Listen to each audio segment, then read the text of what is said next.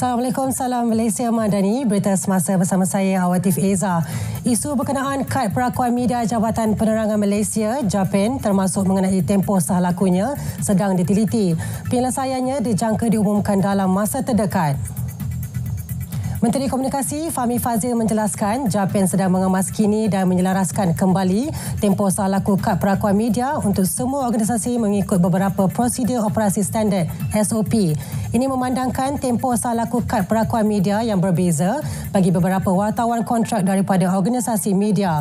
Semalam, JAPEN dalam satu kenyataan memaklumkan pihaknya sedang menyelaras SOP kad perakuan media termasuk berkaitan tempoh sah laku kad berkenaan. Sultan Pahang Al-Sultan Abdullah Riyatuddin Al-Mustafa Bilal Shah menitahkan Jabatan Kerja Raya segera menyiapkan projek pembaikan cerun runtuh di penempatan orang asli Kampung Sungai Ril, Cameron Highlands. Titah baginda ini bagi membolehkan penduduk dapat segera pulang ke rumah mereka masing-masing. Pada masa sama, baginda berharap kejadian cerun runtuh tidak berlaku lagi di Kampung Sungai Ril. Mohon ampuni limpah 157.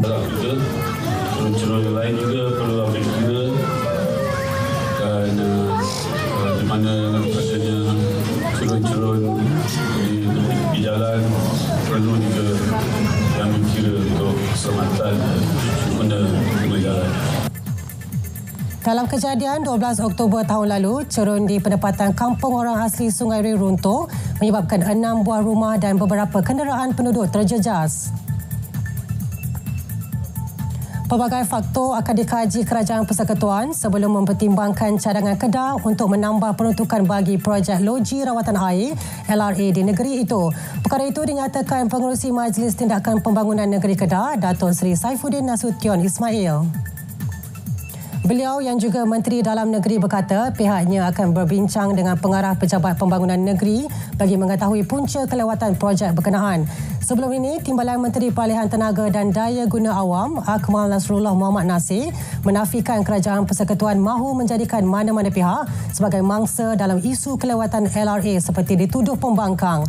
Katanya dakwaan pembangkang kononnya pembinaan loji rawatan air di Kedah lambat kerana Kerajaan Persekutuan tidak melayan permohonan menaikkan harga barang projek di bawah variasi harga VOP adalah tidak berasas. 13 lokasi pintu masuk disediakan Kerajaan Negeri Melaka untuk dijadikan gerbang pantun bagi menyambut kehadiran pelancong dan pengunjung sempena Tahun Melawat Melaka 2024. Ketua Menteri Melaka, Datuk Seri Abdul Rauf Yusof berkata, 13 lokasi itu berada di 3 kawasan pihak berkuasa tempatan iaitu Majlis Pembandaran Hang Tuah Jaya, Majlis Pembandaran Alor Gajah dan Majlis Perbandaran Jasin. Kerajaan negeri juga katanya mewujudkan laman sesawang gerbang pantun Melaka yang menyimpan koleksi pantun dihasilkan daripada negeri berkenaan.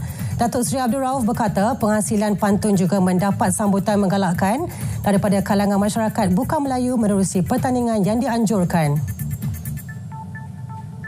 Pereksport Malaysia berjaya menjana jualan 1.49 bilion ringgit sepanjang acara pameran perdagangan makanan dan minuman terbesar dunia Gulf Food 2024 yang berlangsung di Pusat Dagangan Dunia Dubai.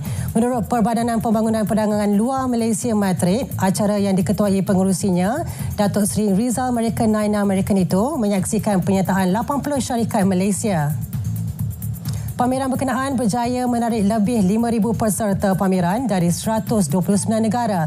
Antara produk yang dipamerkan oleh syarikat Malaysia ialah berkaitan makanan dan minuman serta produk berasaskan minyak sawit. Semasa acara itu, jenama Malaysia telah didedahkan kepada lebih 100,000 pembeli daripada 190 negara. Syarikat Malaysia juga menjalin rangkaian dengan pengimport, pengedar dan pusat perolehan terutamanya dari rantau Timur Tengah dan Afrika Utara, Asia Selatan dan Eropah. Sekian berita semasa dari Sungai ke Segara, Palestin, Pasti Merdeka. Assalamualaikum, salam Malaysia Madani.